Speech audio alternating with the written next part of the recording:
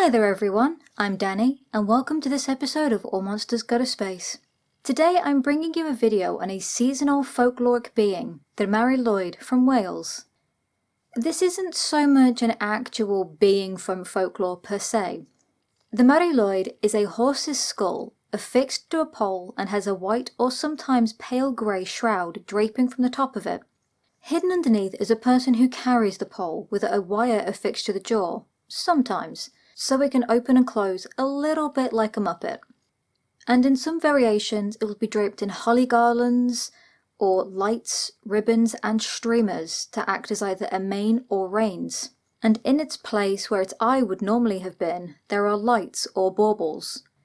When this being was first used, it actually had a horse's skull, but now it can be made of paper mache, cardboard or wood. The Mari Lwyd is a figure used in a traditional folk custom called wassailing.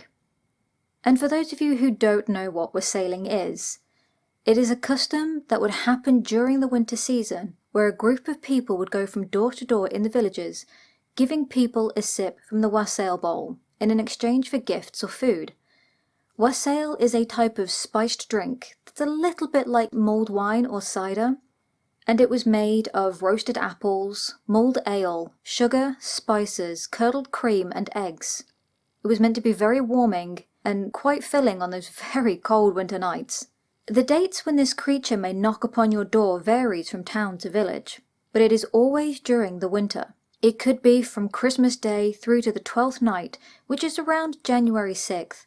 The event could even last for a few days in a row. It'll begin at dusk and last for hours, and people would await its call. Now this being did not travel alone. It would be accompanied by a small group of about 4 to 7 people dressed up and in varying characters.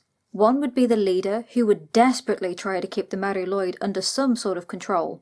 A Punch and Judy, more traditional British characters, and merrymen, who would play music. Now from what I've seen, it was predominantly a party of men, but nowadays it's a party of all genders. So considering how noisy this procession probably was, you could definitely hear when it was on its way. But don't peek out of your door if you were to hear this, and here's why.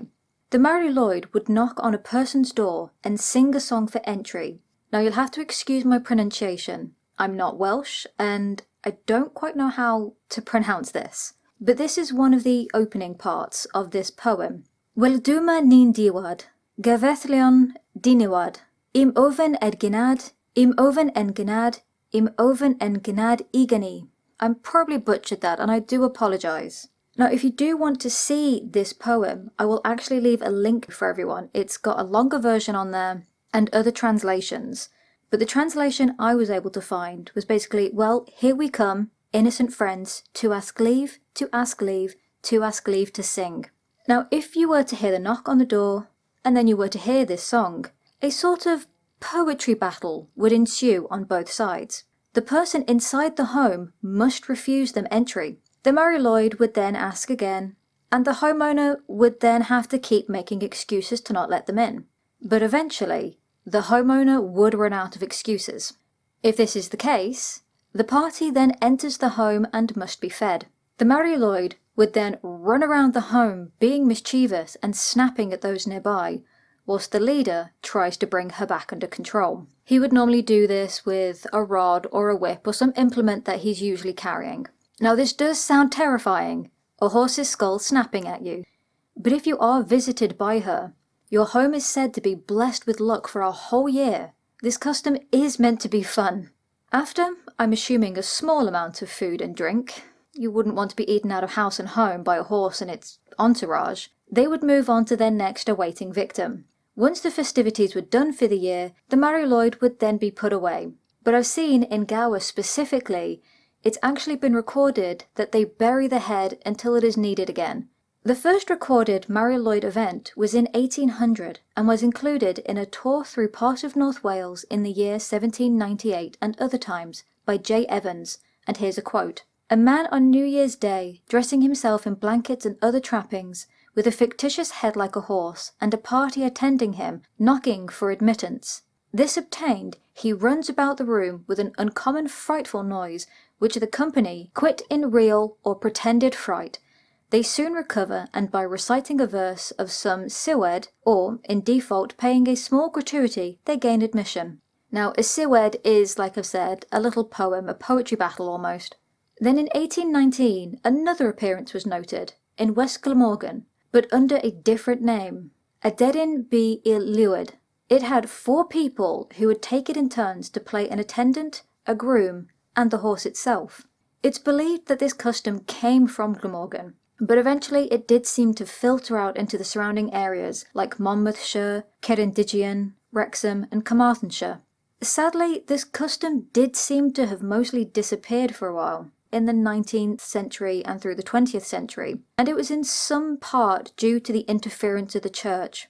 In 1802, Edward Jones, a harpist from Merionethshire, said in his book how he lamented the destructive impact that Christian preachers were having on Welsh folk customs, which they are criticising as sinful.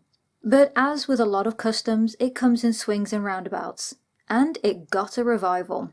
In 1935, the folklorist Iorwerth C. Peat wrote that the tradition is still met with.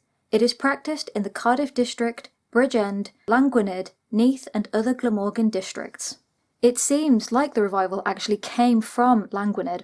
In 1967, Lois Blake had a letter in the journal, English Dance and Song.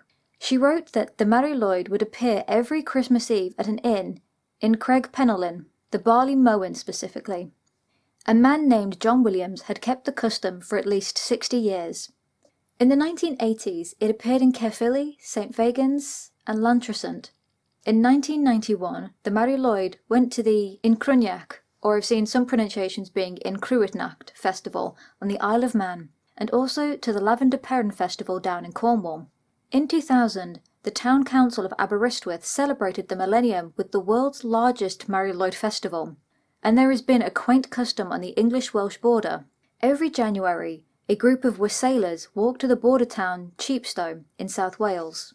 A local group from Wales, the Widders, meet with a local group from England, and they meet on a bridge that crosses the border between Wales and England. It has come back so much so that the Heritage National Lottery and the Arts Council of Wales funded an artist, David Pitt, to create flat-pack horse skulls. They could then be taken to places in the county to teach others of the folkloric custom. A historian, Rhiannon Ifans, had been commissioned to write a booklet that would go along with the aforementioned head. And nowadays, it seems like the Mari Lwyd is getting even more outings. She can be seen in other festivals of the season, like lantern festivals and other midwinter events. And she's even appeared a couple of times in popular culture. In 1941, the poet Vernon Watkins had Ballad of the Mari Lwyd published.